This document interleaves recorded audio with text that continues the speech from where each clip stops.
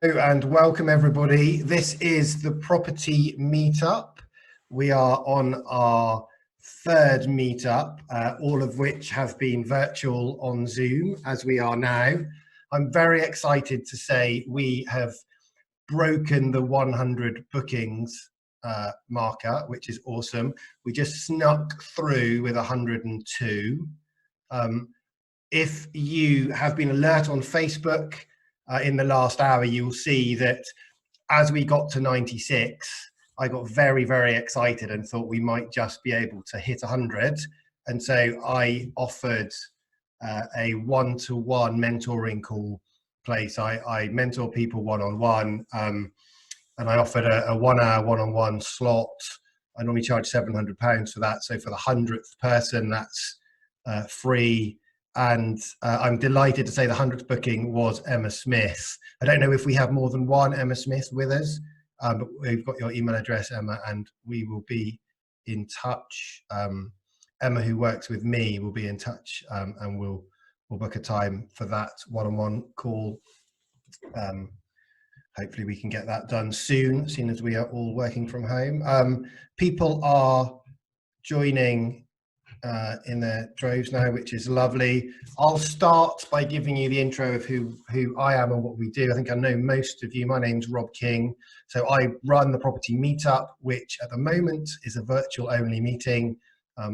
We are based in Southampton and we'll run an in-person networking meeting here and hopefully continue some of these online live streaming versions at the same time once we get the in-person going, once COVID hopefully calms itself down.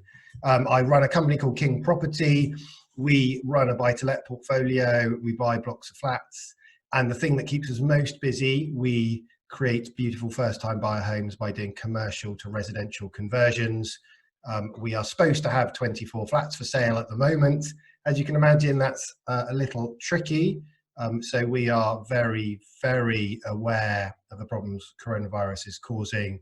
And watching intently, which is one of the reasons why I was so keen to get people together on these sorts of calls, so that we can all learn and share and understand what is happening. We spend most of our time being developers doing those commercial to residential conversions, but in actual fact, my favourite investing strategy is to buy-to-let flats, and particularly in blocks, buy-to-let blocks of flats, and if we can, do it, no money left in. That's a lot of information very, very quickly. I know most of you are here to see the main event, which is Sarah and Rob Hodge talk about HMOs and loads of other things.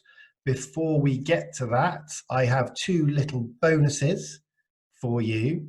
And the first one, I just wanted to introduce you all to my favorite business coach, who is Karen Murray. Karen and I have been friends for years. Karen has just launched, I'm so excited for you, I don't know if I'm more excited than you are. Karen has just launched her podcast, which is the Smart Business Podcast. So whilst we have everybody together, I just wanted to give Karen the opportunity to say hello and just for us to hear for a few minutes from her about how we can think about our property businesses as businesses, and hear a perspective that's slightly outside of our bubble. Karen, would you like to unmute yourself? Say hello. Thank you. So yes, I've been business coaching for about 6 years and I primarily coach solopreneurs, which most of you are. You may outsource some of what you do, but most of you are solopreneurs. And the reason I focus there is because the challenges for a solopreneur are different to business owners who are heavily backed by funding and employ a number of people, because you are in the podcast, I use the analogy of being the human equivalent of a Swiss Army knife. You have to do everything. You are all the tools, and some of them you feel really, really comfortable with and you're really good at, and some of them you are less confident with and less good at.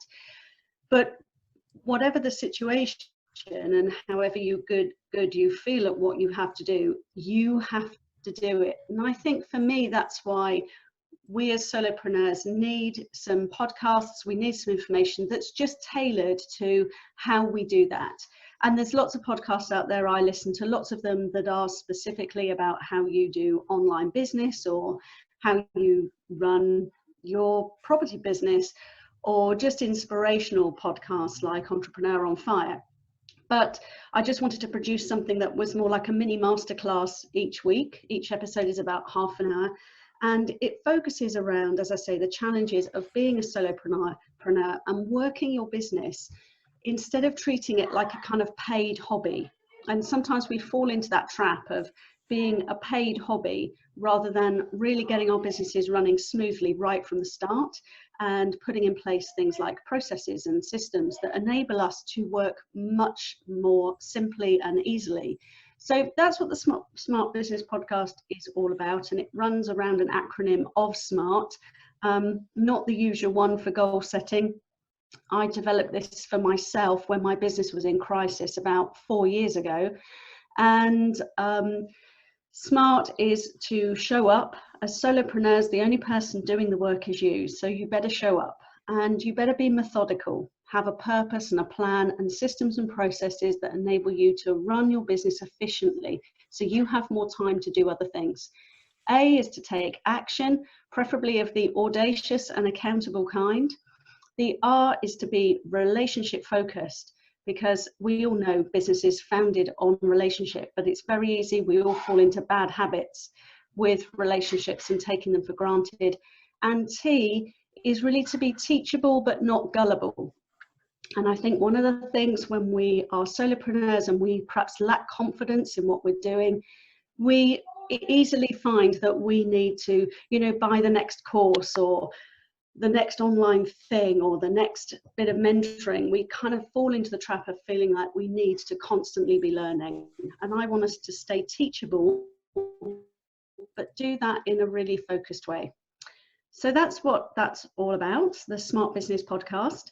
And it really grew a lot out of the conversations that I had with Rob about how he runs his business. I mean, he has a very, very small team, but how he runs his business, and the fact that we are very firmly agreed on the fact that you've got to love the process, and you've got to love what you do as well as love the outcome. And you've got to have a clear kind of set of parameters within which you work.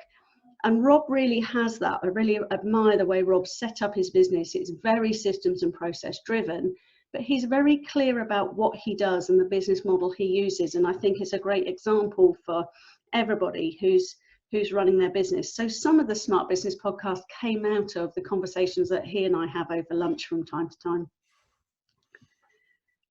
Very nice. Rob, thank you. Thank you, Karen. That's great. Short and sweet as ever. I could highly recommend Karen's podcast. Karen, just one last time, tell us the name of your podcast. Tell everybody where they can subscribe. The Smart Business Podcast. You can currently listen to it on iTunes and Spotify. I'll post a link in the chat to iTunes. Shall I do that, Rob? Do that now. Yeah, okay. To post to everybody. I'd highly recommend that you go and do that. I was lucky enough to have a preview of a couple of the episodes, and I think I might have been subscriber number 1, but the way you can make sure you get them all, and the way you can say thank you to Karen, is by subscribing. That's the currency in this new podcasting world. It costs us leave a review if you like it. Email me if you don't. But, I'm open to feedback, but please don't leave me a rubbish review. Not right now. I'm just learning to fly. You are bound to learn something. I promise you, you will learn loads. And even if you think you know it all, there will still be some absolute nuggets in there. So please go and subscribe to Karen's Smart Business Podcast. Thanks, Rob. Thank you very much, Karen. Andrew's just asking for the link to Spotify, Karen. So okay, yeah, I can do that. I'll move on, and maybe you can dig that one out. Please put that in the group chat as well. Awesome. Thanks, Andrew. That's great. Give that a go. Let us know. Let me know what you think. Let Karen know what you think. And if you love it, then rate her 5 stars. Thank you very much, Karen. Okay, before we get to the main event, I just have one more update for you. If you've come to any of my in-person events, you'll know that I love a good book. Every month we would provide a book recommendation. So I'm going to continue in that theme today. If you wanted Karen's link, you can go into the group chat there. There's the podcast link higher up, or she's just posted the Spotify link for you all to see. I'm just going to share my screen and show you my book recommendation, which is all about negotiating. Can you all see the screen there?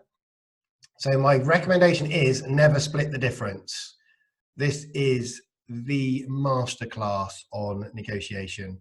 Chris Voss, the author, was the FBI's chief hostage negotiator for years and years. He's done fantastically well. This book is revered throughout the world, throughout negotiating classes at all sorts of top negotiating schools. You will learn so much.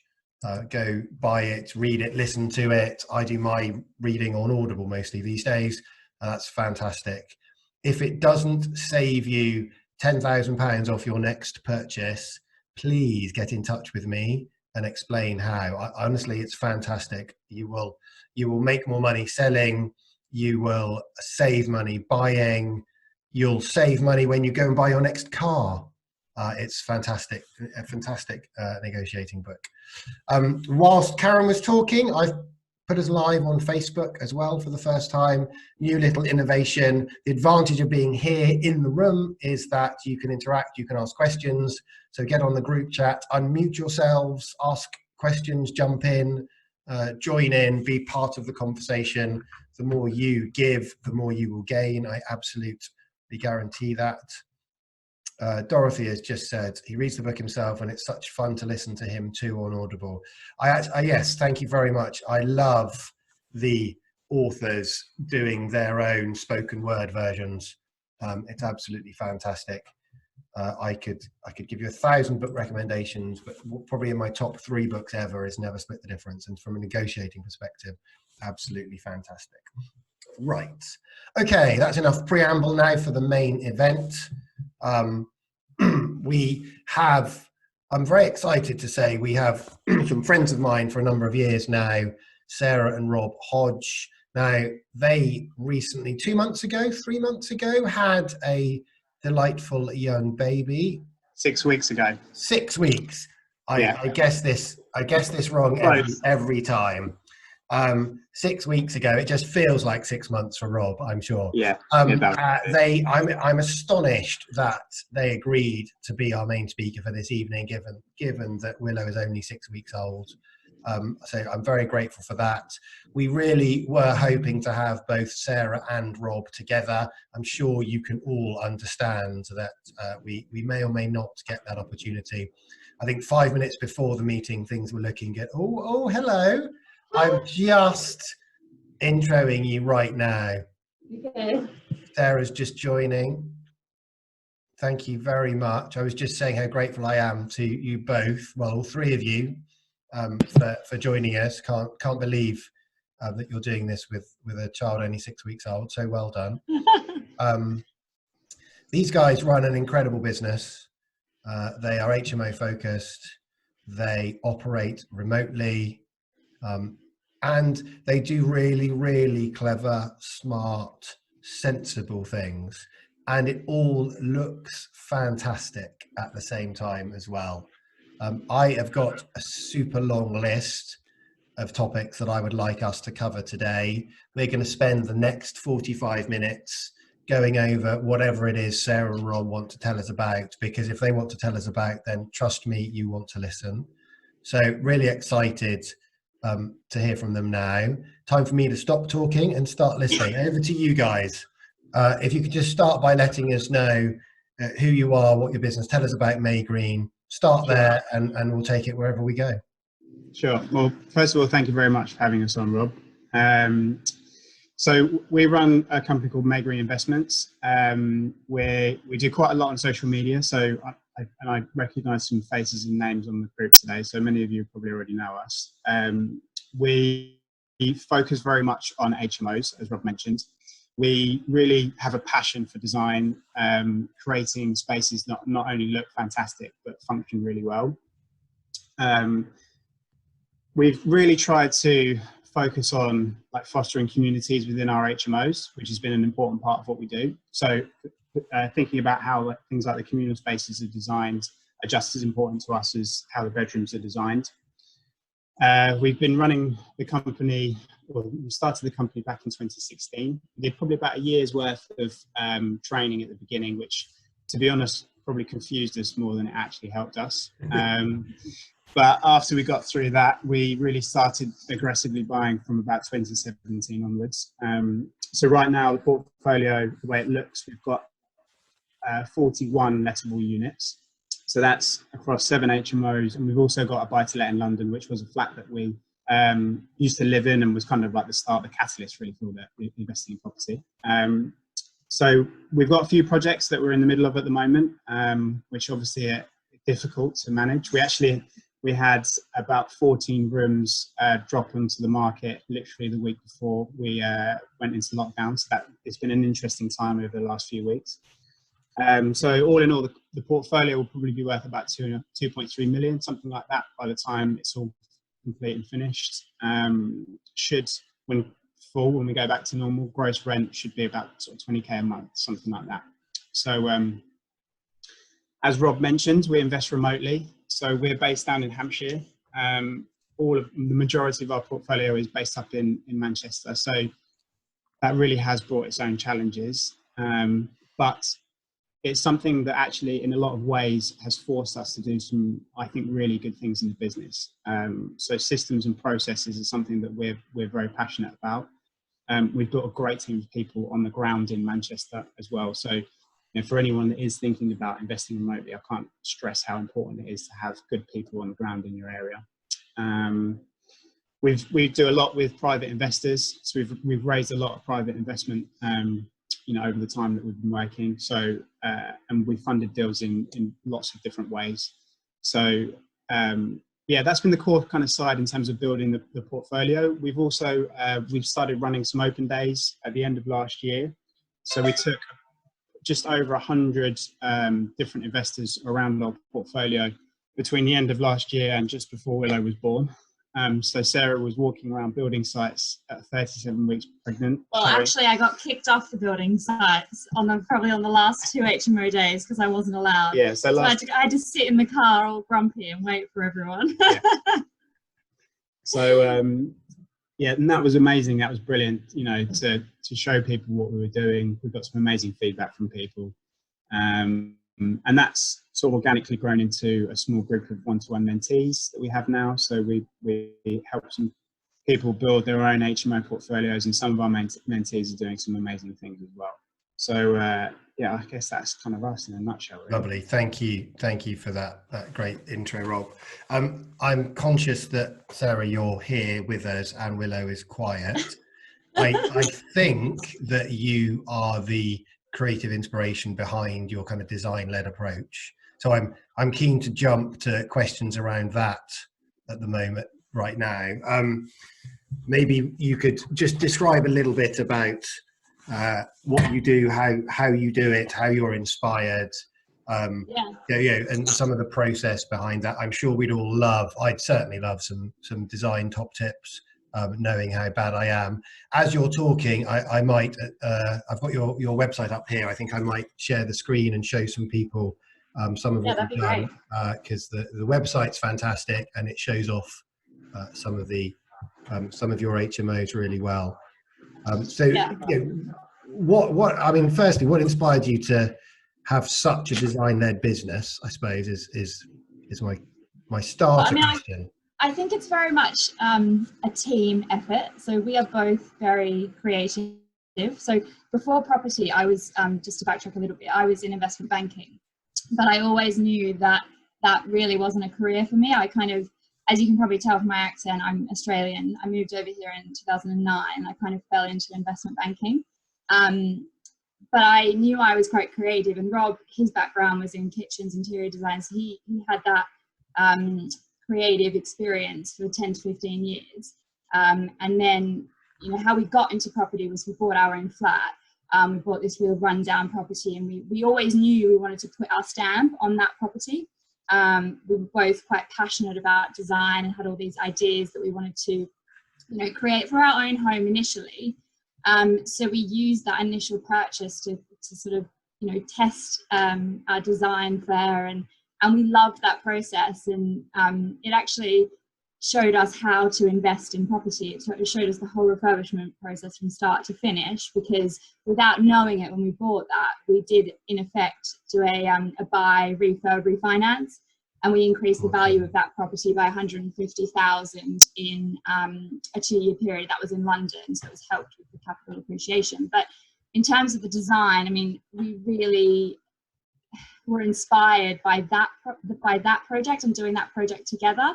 And so then we had this 150,000 pot to go and start our investment journey. In fact, Rob, if you scroll up, sure. Yeah, if you scroll up to the top, there are pictures of it. So if you go to projects and then go to Broccoli. The bottom one. Broccoli, so I think beautiful part of London. Yeah, so this was the flat that Sarah's talking about, or is still. It's the only buy-to-let that we have in our portfolio, which was where we originally used to live. So we both just have a real passion for design. So we always knew when we started the business that we wanted to be able to show that design and show that passion through our projects. And one of the reasons why we chose HMOs was because you've got a little bit more of a refurbishment budget that you can use as opposed to, say, a buy-to-let. So we knew that we would be able to put our design stamp on our projects. I think you can be a bit more creative with HMOs compared to buy-to-lets as well. If you look at people that are doing the high-end level professional type HMOs, you can do a few more wacky things in communal spaces and bedrooms and get away with it. Whereas with a buy-to-let, you've got to keep it a little bit more safe. Glass walls, graffiti walls. Yeah. Really cool stuff. So that was another attraction for us to move into HMOs, because we knew that we could be creative and we could really be passionate about what we were doing. And I think one of the things that we do quite well is we make things look very luxurious, but on a developer's budget. So most of the things that we buy are from IKEA or H&M Interiors. They have amazing stock. And we source our inspiration from Pinterest, from Instagram. I sort of have a general idea of what I want in terms of the interior design theme. And then Rob does all of the kitchen design, the floor plans, the layouts. And then it comes together at the end when I do all of the styling. But it's very much on budget. I mean, we budget, just to throw out some numbers for people seeing those pictures, they might think, oh, I can't afford that. I don't have that budget in my refurb cost. Our furniture is $650 per HMO room, and then the styling, so the bedding, the cushions, the artwork, is about $150 to $200. So per bedroom, it's £900. But what you've got to remember is, at an HMO, you've got income from, if it's a 5-bed, you've got an income from 5 different people, as opposed to a buy-to-let, which is just one family, paying the rent. And in a buy-to-let, often people, are moving in for a longer period of time, and they want to put their own personal stamp on the interiors. Often they're unfurnished, whereas all of our HMOs are completely furnished. It's very much feels like a boutique hotel when you walk in. Ensuite rooms, beautiful furniture, quality furniture, and then we style the rooms so that that was all Willow's congratulations, welcome to the world cards, just gone. So yeah, I don't know if there's specific questions about design, but we've always been very passionate about creating homes that people are going to feel inspired in, are going to love living in, and that they may not be able to create in their own minds themselves. Great, thank you. So guys, if you've got any questions, unmute yourself, or if you're a little shyer, just pop it in the group chat. I'll ask on your behalf. We'll come back to any design questions when they've got them. Can you just talk a little bit, sort of origin story wise? Obviously, you did that buy to let. Love a bit of no money left in investing. I go on about that a lot. Fantastic. Favorite strategy. London appreciation, I suspect helped you. I benefited similarly from a couple in London, and I sort of consider myself to have got lucky, though I don't have your design flair to make the most of it in the same way that you guys did. So I've stuck with buy to lets. in various different guises, but sort of stuck to the bread and butter, if you like. Can you just talk a little bit about how you transitioned from having done, obviously that inspired you to have your pot of money, which is great. But in terms of the sort of strategy and the decision making, how did you move from there? I know it's a transition that lots of people want to make or are making. Well, so for us, we bought the flat in 2014. We moved into it. Prior to moving into it, we gutted it, took it right back to brick. We learned a lot about, a fairly extensive refurbishment by doing that. I was running a contract furniture business, so I'd stopped working for the kitchen company, and I was running this contract furniture business, and I had quite a few contacts in the industry that were builders and plumbers and electricians, so I was able to keep our costs pretty low on the refurb.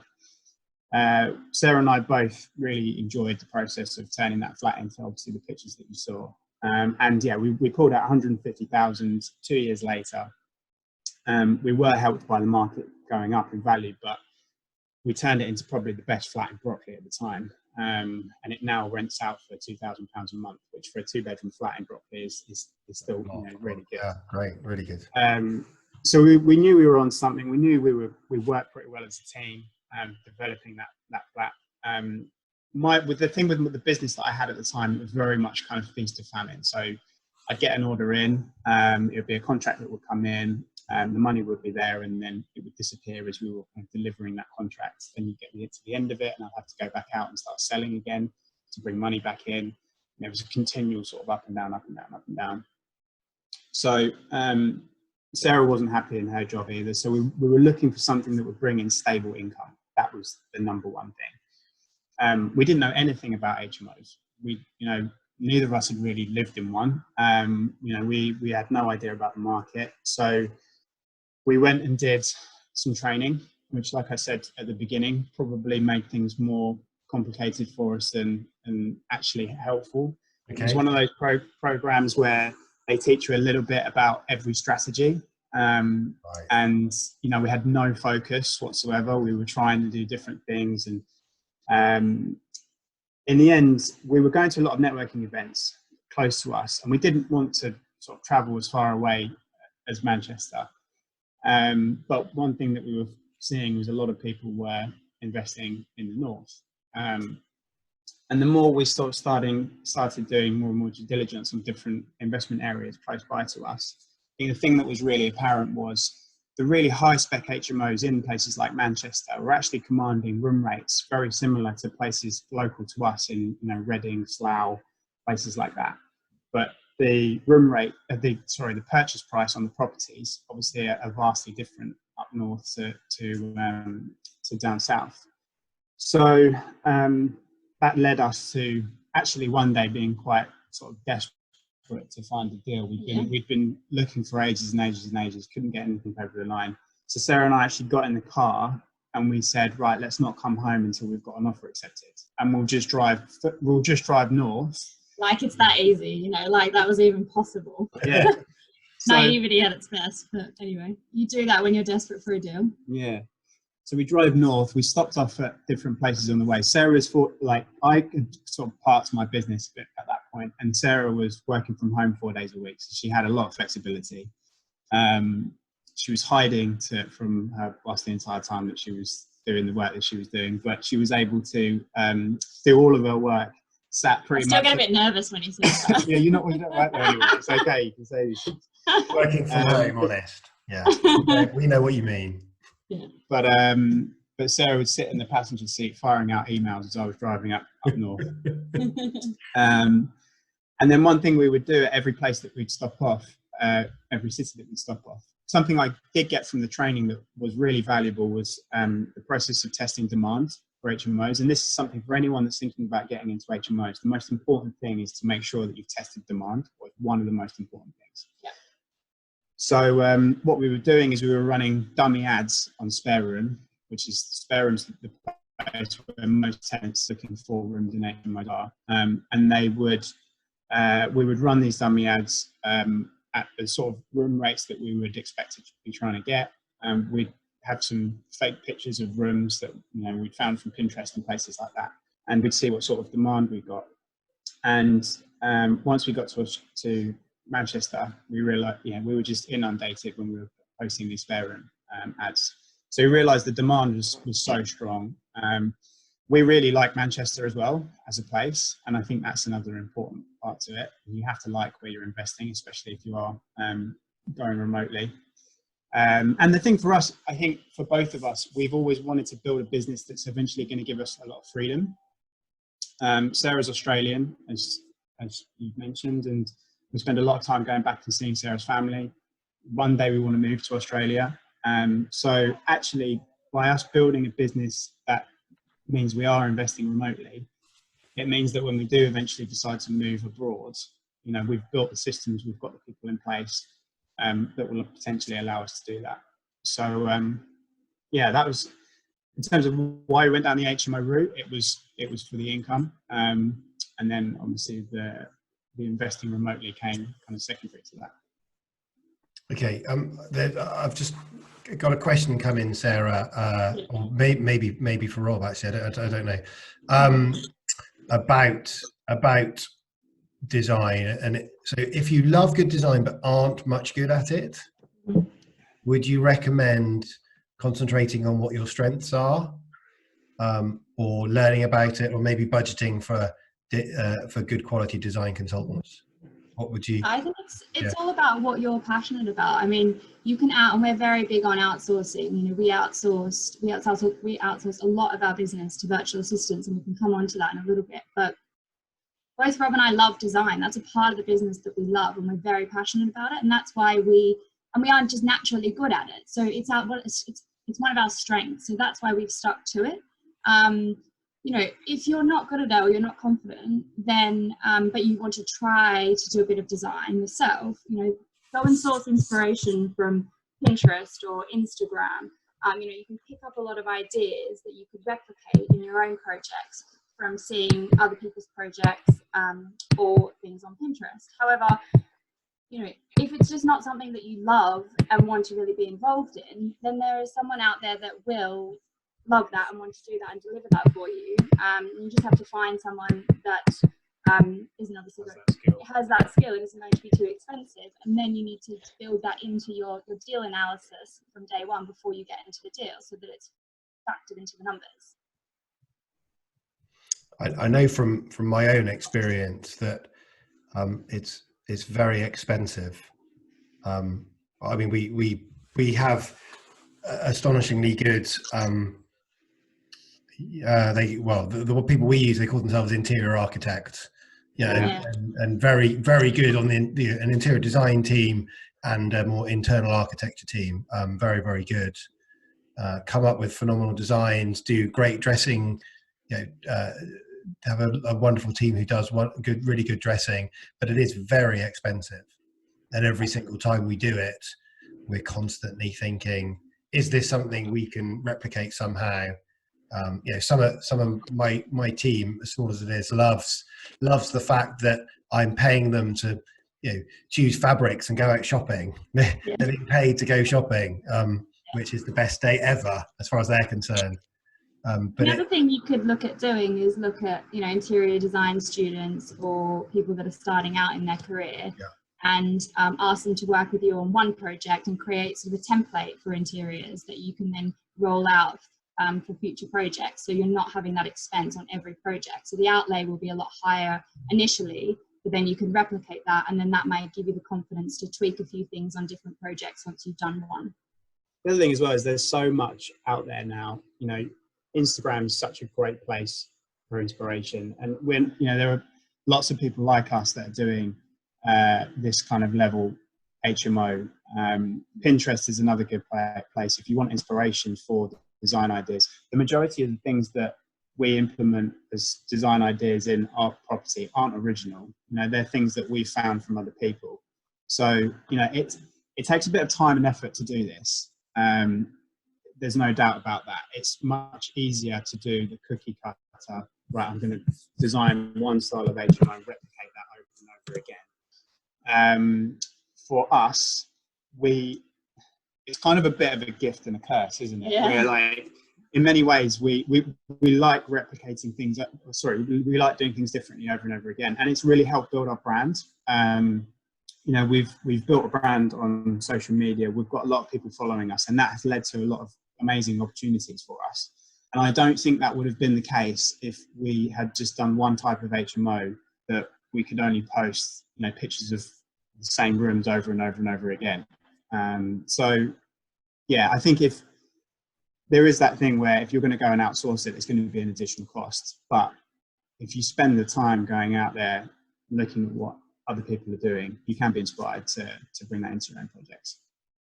And also just like going from Pinterest, create a mood board, and then stick to that, and then go and find products that fit with your mood board. That's something that, you know, I do, and it makes the whole process much more straightforward, because, you know, you've got this template that you're looking at, and you're just finding products that are mimicking what you found online. So find a room that you like, and then go and find, you know, go on IKEA and go on H&M, where interiors aren't expensive, to try and replicate what you found online. I just found myself this morning recommending the book The One Thing to some people. It sounds like what you've just described is the one thing process for amazing design. So, yeah, so simple and brilliant. One of the few people we've brought into our team actually is following the, you know, the advice you've just said there. We have a University of Portsmouth design student, and she is phenomenal. You've got to factor in the level of experience of someone who's 21, who isn't the equivalent of, you know, the CEO of the small company that we use in Bournemouth that's charging us £17,000. But the ideas, the enthusiasm, the ability to produce good quality product, and it's really good, and you can get that kind of quality for not very much money. If anyone wants to drop us a DM on Instagram, I can share with you a couple of accounts of people I know who sort of offer a cost-effective design service, or a few accounts that would provide further inspiration to those looking to give it a go themselves. Actually, I think that's a really good point. You just raised one of the fears I have, and I know a number of people who are looking to get into, you know, some of the first projects that aren't just sort of vanilla black and white kitchen, you know, black worktop, white cabinets type scenarios.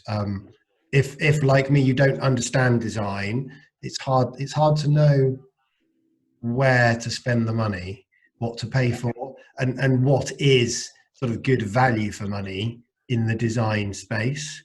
You can have some very, very high ticket item, and it doesn't really make any sense to someone like me who's a bit more systemized and methodical to understand whether or not it's any good. So that's a great. Just on that point, just to give you, I think someone asked what do we tend to budget and things like that, and on what to spend. You know, we get our kitchens from Howdens, and we budget about £4,000 for a 5-bed HMO, and about £6 or £7,000 for an 8-bed. And in terms of our furniture, we use a company called Landlord Furniture Company, and they're fantastic. They provide really quality, well-designed furniture at an affordable price, and they have lots of different ranges that you can pick and choose from. And we budget about £675 per room. And then I said, you know, the styling is about 150. There's a great company called John Pye Auctions that basically auctions off expensive furniture that's either slightly damaged or seconds. We've got a lot of our big ticket items from there, like sofas, dining tables, dining chairs. You can pick them up at, you know, 50%, 60% of the original cost from designers like Made.com, John Lewis, you know, all these places that would be beyond your budget or are beyond our budget, but we can pick them up for a relatively low price through the auction house. And then paint schemes as well. I think, you know, your paint scheme can really make or break your HMO. Farrow and Ball do some amazing colours, but obviously no one wants to pay Farrow and Ball prices for their paint. So getting your paint matched at somewhere like Johnson's or even Crown, I think, do it as well. Recently, Farrow and Ball have been quite clever in that their color charts used to be able to take the color chart in there and just say, look, I want mole's breath, or whatever color you want. They've put a film over the top of the charts now, so that you can't color match it on a machine. So the only way you can color match Farrow & Ball colors now is by going and getting a paint pot. So you go and buy a sample pot and then take that in somewhere like Johnson's, get them to color match. If you do a lot of HMOs as well, there's always a way around it. Yeah, there's always a way around it. If you do a lot of HMOs, I mean, with Johnson's Decorating Centre, I must admit, they once you've done a few projects with one decorating centre, they offer you amazing prices. They'll beat LMPG prices, if you go direct with them. So, yeah, it is all about being, as Sarah said, it's about, you have got to be creative, but you've got to try and find ways of it not blowing the budget, because at the end of the day, we're all still in this to make money. So the deals still have to stack up. Another little tip is, instead of just doing one feature, or, one thing we've just done in one of our HMOs, which looks really cool and is pretty cost effective, is doing half high walls. So you paint the bottom half of the wall about 1.5 meters high, all the way around, and you can be a bit more bold with that colour. And it just creates a different feel, different style. We also use vinyl flooring in our en-suites, for example. I use a company called Best for Flooring, and it's about £10 per square metre. You can get quite creative with, really lifting your en-suites just by choosing, a different vinyl flooring that looks quality, and painting one of the walls within the en-suites, a funky colour. So, and that's very cost effective. Could I ask a question, please? It's Tim here. Hi, Tim. Hi. The pictures look fantastic, absolutely amazing. I'm just doing a refurb at the moment, and it's a very personal question to what I'm doing. But those 6-panel internal doors that you painted dark grey, yeah, I shouldn't know this, but I do. Is that a Farrow & Ball downpipe? It is. It is, yeah. Okay, that's good to know. I'll go and look at those, because I was looking at that colour just today, and I thought, maybe that's the same colour. Brilliant. Yeah, downpipe's one we use quite a bit. Mole's breath was another one. Yeah. Is that this one, Tim? Is that the one you were asking about? Yeah. And the light greys. Did you, Tim? Were you able to identify the name of the Farrow & Ball colour? Yeah, that's you know your Sav, and you know. Don't judge me. Don't judge me. Tim has just learned to play the bagpipes as well, just to fit in a bit more of the picture. So Sarah and Rob, he was right, was he? With that? Yeah, bang on. Awesome, great work. Rob, I just saw in the comments someone asked about the effect on rent, the rental values, and our rents for our HMOs are the highest in the area, and we think a lot of that comes down to our design, but not just that. The communal spaces, good sized rooms, having as many en-suites as possible, and where you can't have an en-suite, we create an off-suite, which is basically a bathroom outside of that person's bedroom, but they have sole use of that bathroom facility. But very much the design is what triggers people's attentions and gets them into the viewing. And then it's once they're in the property, it's the good communal spaces, it's the great sized bedrooms that really sells the rooms. But we achieve, our average room rate is about 550 per ensuite room, and that's up in Manchester, which is pretty good. Wow, that's amazing. Catherine was just asking the name of the vinyl flooring company. I think that was Best for Flooring. Is that right? Yeah. Best for Flooring, yeah.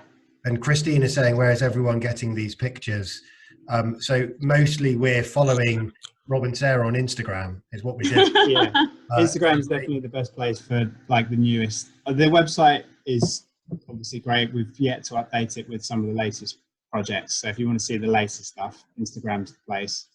May Green Group on Instagram, right? May Green Investments. May Green Investments. May Green I Investments. put the handle in the comments, just a bit further up. So we've had loads of questions in. I'm just going to. So, how much do you tend to budget per room? I think you've answered that one. You just talked a little bit about you answered Carly's question about getting. Sorry, Will, I just did a massive burp. Brilliant. It's live. We love it. Yeah. There's another question a little further up. with HMOs locally and just begun before COVID a refurb on one that's at a distance. Yeah. They're feeling quite nervous as HMOs are so much more intensive management, maintenance-wise. Yeah. So this brings us on nicely to the point about, your HMOs are in Manchester. I don't know if we've mentioned, so Sarah and Rob live in Hampshire, so is it 200 miles away? 200 miles, yeah. So any top tips they're saying for HMOs at a distance? Yeah, I've got quite a few. I think the first thing is, like I've kind of mentioned briefly already, is systems and processes, and sort of tagged onto that is making sure you're doing the correct due diligence. So something that for us, because of the fact that we have to go so far away to go and, like, let's say we're looking for a new project, for me to go and do viewings in Manchester, it's a long way. I don't want to be getting there and finding that these viewings turn out to be deals that are not suitable. So we've developed a system that we are able to pre-qualify large amounts of deals. So we have a virtual assistant that works for us pretty much full time, and that comes into the kind of the outsourcing bit. She analyses lots of deals in small micro areas around Manchester that are very suitable for HMOs. So for our professional tenants, they always want to be near transport links. The amenities need to be good. They need to be close to the employment hubs, or at least be able to get to those employment hubs. So it's a case of making sure that every time we go up there, those deals are pre-qualified, so we're not wasting our time. The other thing as well is, because of the fact that we're not there, we're not able to just pop into site and go and have a look at a refurb. Like, if you've got someone on here who is managed or it's about to start a refurb, that's an issue. So your relationship with your builder is kind of even more important, I think, when you're investing remotely.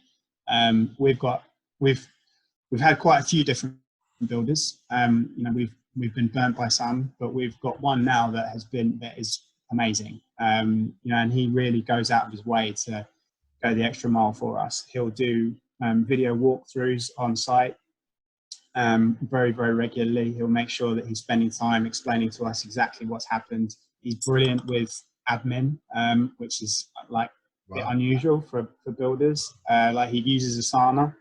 It's amazing. He's getting better at Asana than us. Yeah, he's like using Asana probably better than we are at the moment. And all of that has really helped kind of keeping things moving smoothly.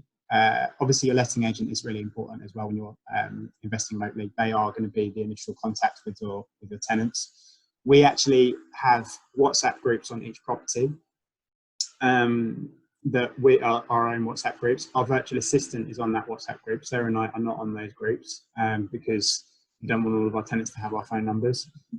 But it does enable us to be able to get messages to and from tenants if we need to. And we also, the other good thing about the WhatsApp groups is we get a lot of feedback from them on how the letting agents performing.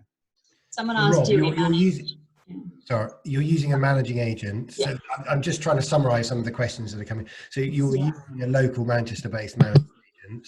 Yeah, that's right. You're plugging your VA into WhatsApp groups. I presume house-based. Each house has its own group. Yeah, that's right. You're doing that, so you're putting a layer between you and them. That's right. Yeah. That's for direct comms to you guys, in addition to the managing agent. Yeah. The other good thing about having that WhatsApp group is you get a lot of feedback from the tenants on what works and what doesn't work about your property. So for a lot of HMO operators, they'll have their letting agent and then the tenants kind of sit behind that. They'll never get the feedback from the letting agents, from the tenants as to what has worked in that property and what hasn't. So that again is another good thing about the WhatsApp groups. It is a bit more admin for us, and sometimes we're seeing issues that we wouldn't normally need to deal with if we had a letting agent just dealing with it. But that has definitely helped us improve on projects every time we do a new project. For Rob as well, that there are some advantages to being remote. I think that sort of thing, if I were doing that locally and I heard about a maintenance issue, I'd be tempted to jump in send the maintenance guy around to solve it. Well, you're remote, so actually that's not quite so straightforward. No, but like I said, having a great builder means that, so our builder, he's got a great team of people, and whereas normally, if you're only, especially if you're only doing 1 or 2 projects with the builder per year, but because of the fact that we're doing a lot of work with him, and he is that far away, if we have something that's relatively minor that needs fixing in another property, even if it's work that he didn't necessarily do in the first place, he's always happy to go and sort that out. So again, it's having that relationship with the people on the ground. We have actually got someone who does work for us part-time on the ground outside of the builder and outside of the letting agent. So that's directly with us. He's like a property manager. So he's now doing our viewings. So we're not doing viewings anymore. He's doing that for us. He kind of plugs into this. So we've got the system finding the properties. He then books the viewings directly from what is coming through the system. He's going and viewing them, creating video walkthroughs, filling out all the information on a sheet of questions that we've given him. And then we'd be putting offers in based on that. So often we're buying properties without actually having seen them now. But the first thing that we will do after we have an offer accepted is the builder is straight round there. If he hasn't, if not, actually a lot of the time our builder is even getting in there before the offer is accepted, just to double check our refurb costs to make sure that that's all correct. So yeah, it's building a team. It's outsourcing as much as you can as possible, and then automating as many things within your business, like that deal finding spreadsheet, and then plugging in extra people that can help you on the ground, in the area if it's far away. I think if you are thinking about investing remotely, you really need to think about initially how much time do you have to dedicate to that, because it does take more time initially to, we were up in Manchester, sometimes Rob was up there weekly in the very beginning when we were doing our own viewings, but it can be every fortnight. So how much time do you have to put towards that travel, and the time it's going to take to set up your local team of your builder, your property manager, your managing agent, building relationships with estate agents, all those things are going to be really important in the beginning until you've established those relationships and you can rely upon them in a more remote sense. But we very much use virtual assistants from day one, and one of the first tasks that she did, which Rob explained, is deal finding and populating our deal finder system. Great. Thank you, guys. I'm conscious we've already been going 55 minutes. I'm just going to summarise a couple of the other questions that have come up. If you could just answer those quickly. I've still got a few other big topics I'd love you to cover if we can. So just sort of around the HMOs. A question from Chelina. In your experience, of the communal areas get utilised effectively? Does it ever end up being wasted space? And the other question that I'd like you to cover as well from Johnny. For the properties you buy, do you rely on adding value, so like buying below market value and adding value, or are you adding value mainly through the conversion or refurb from a house to an HMO? Just if you could just cover those two briefly. Sure. So I'll cover the first question. Communal space is certainly not to be looked at as wasted space. In fact, for us, we often start with the communal space in mind. And this goes back to what we're trying to get out of our HMOs. We are trying to foster communities within our properties. And I think actually a lot of HMOs out there on the market, that's exactly how they've been designed, with the communal space as an afterthought, really. And it's often how many rooms can you squeeze into a property, because that's going to generate, or in their minds, that's going to generate the most amount of cash flow. But if all of your rooms are really small and compromised, and you're not offering a great communal space, it's likely that these tenants aren't going to gel in the same way that they would do if they had a better communal space. That then is going to lead to more voids. So actually, even though you might have more rooms, if you compare that to another property which has a great communal space, the rooms are all a good size, the tenants are all getting on like a house on fire, and they don't leave for a few years, you actually potentially end up earning more money out of that HMO in the long run. So the most recent property that we've just done, we've put a basement cinema room in the HMO. It's like such a cool space. It's got a huge open plan kitchen, diner space, and then we had the space in the basement we could have turned into an extra bedroom, but would have compromised the communal space upstairs. It wouldn't have been quite, it would have just about been enough. But we wanted to make this this basement cinema room for the house, and the rest, and the property stacked up on the number of bedrooms that we had there. So you know, and if you're a tenant, and the other thing as well is HMOs are competitive now.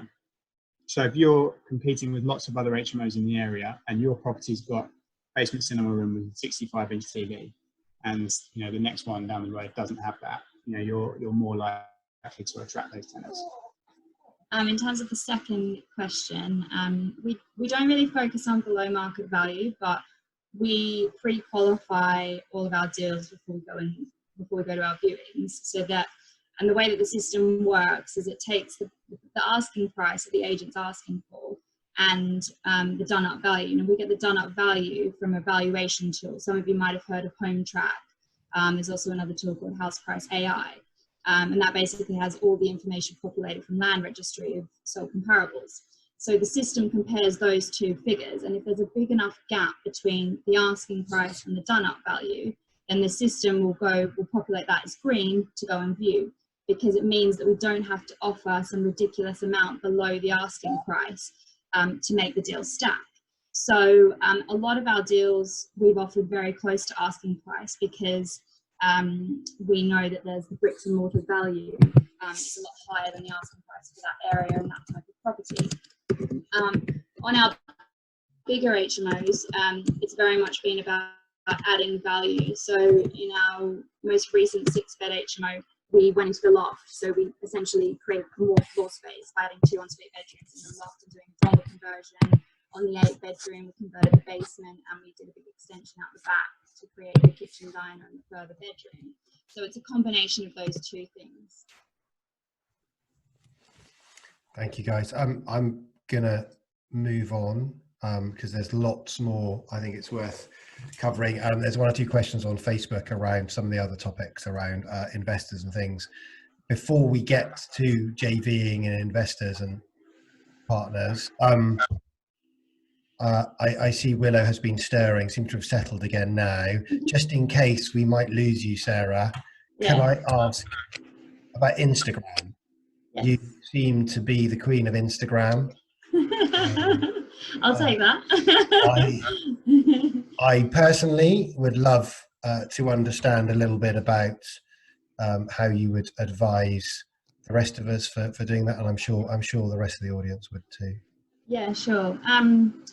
I love Instagram. It's been an amazing source of opportunity for our business, and we wouldn't have been able to grow our brand as quickly and as successfully as we have without Instagram.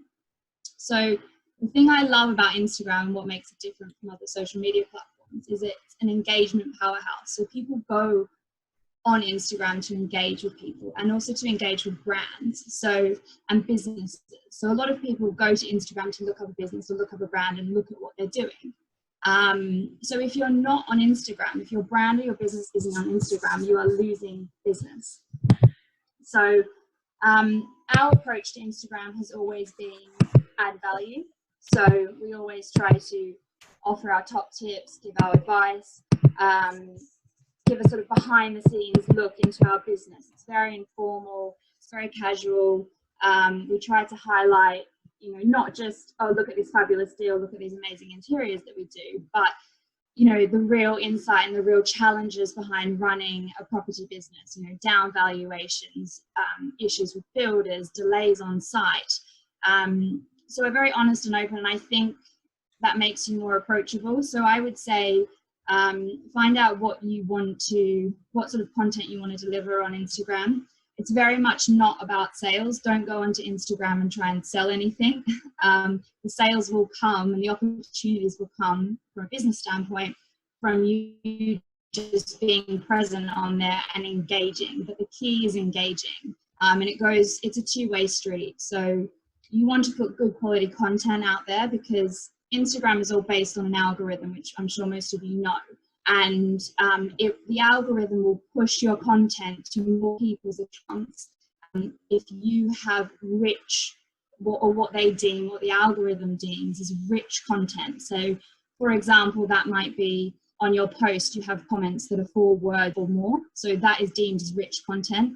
And the same as if you have a lot of direct messages and you're responding to those, the algorithm deems that as rich content. So always try to leave comments on people's posts rather than just like them. And likewise, when people post comments on your posts, comment back and make it very conversational. Engage as if it's, you know, you're at a networking event, engaging with them, ask questions and make it 4 words or more, because the algorithm will deem your content as rich and it will push your post to more people.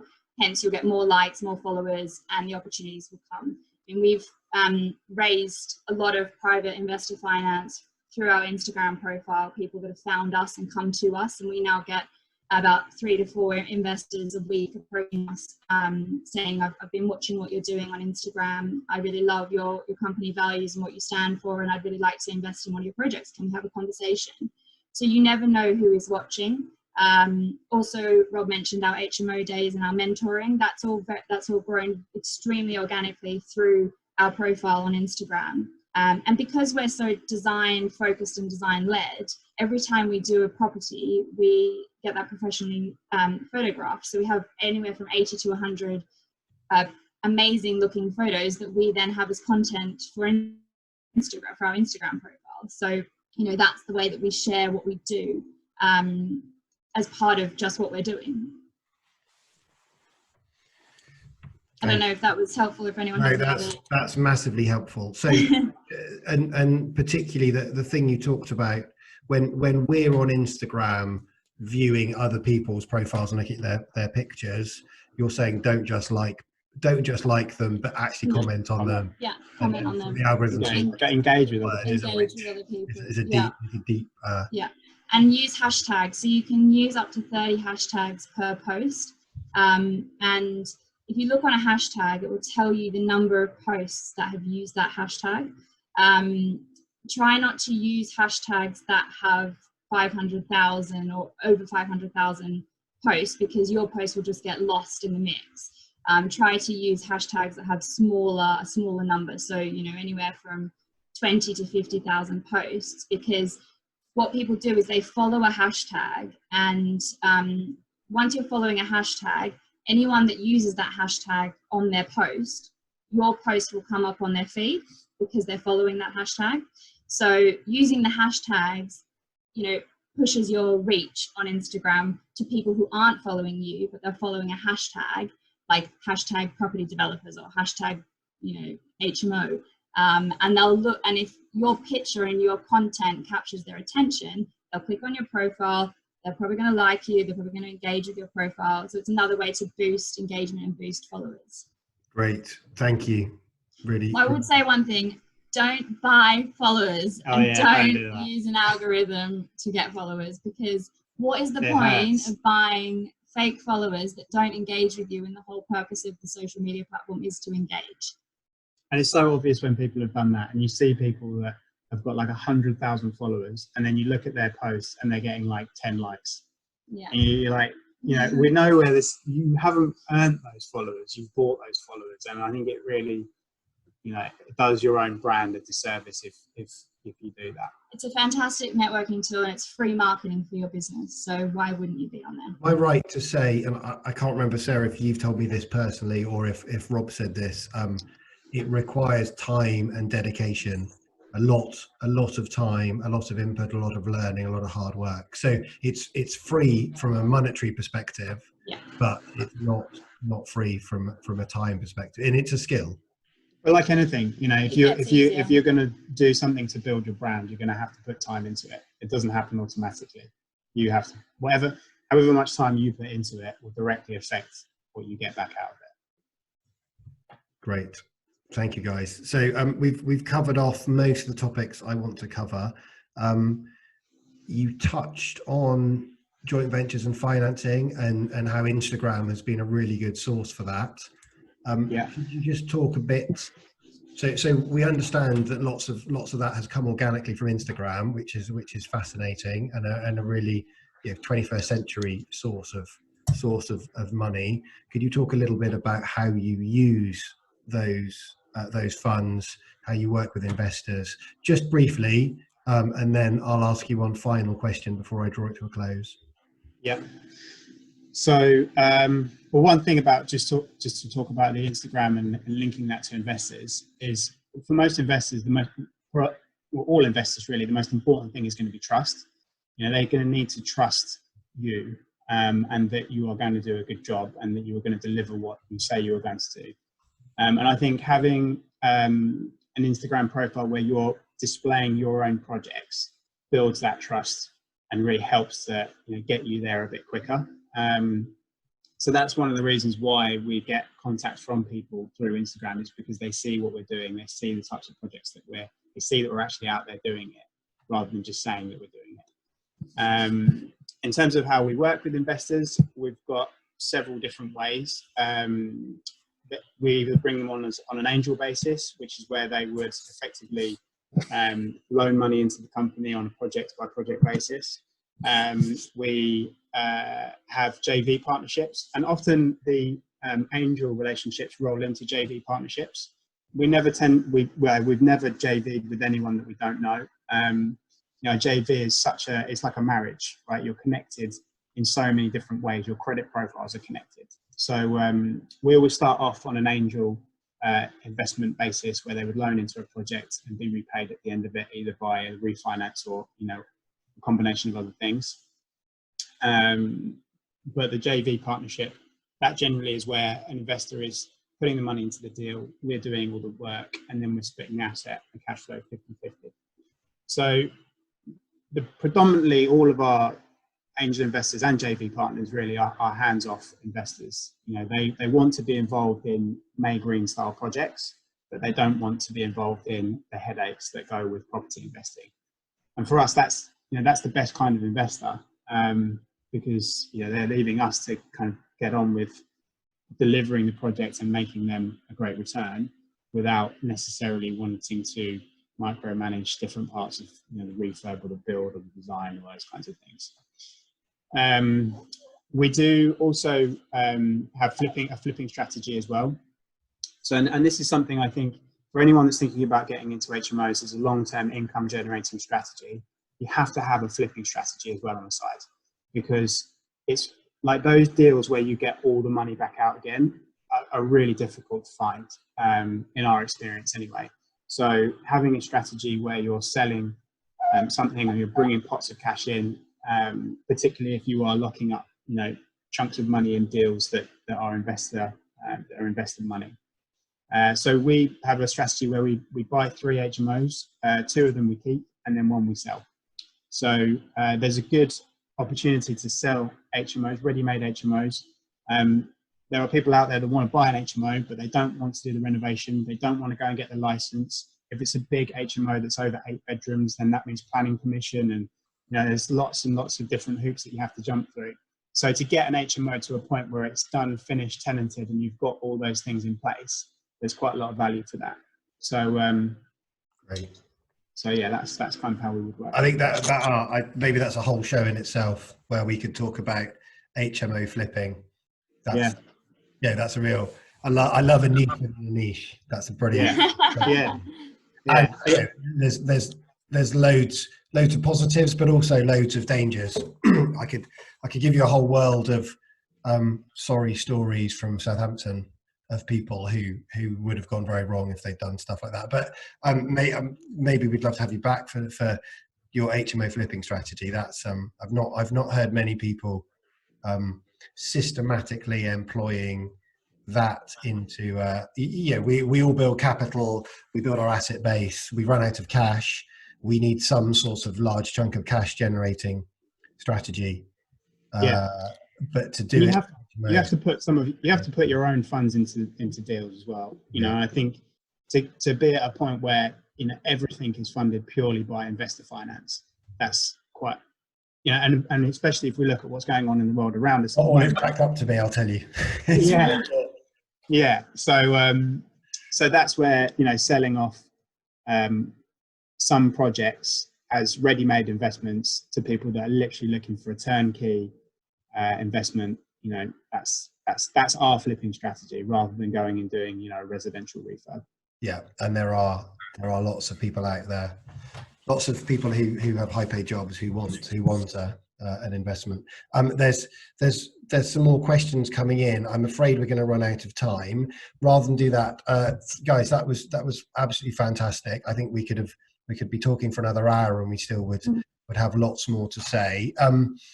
Can I just give you the opportunity to tell everybody how people can find out more about you? What opportunities do you provide for people to learn more or come and understand a bit about what you're doing, both post COVID and also right now as well?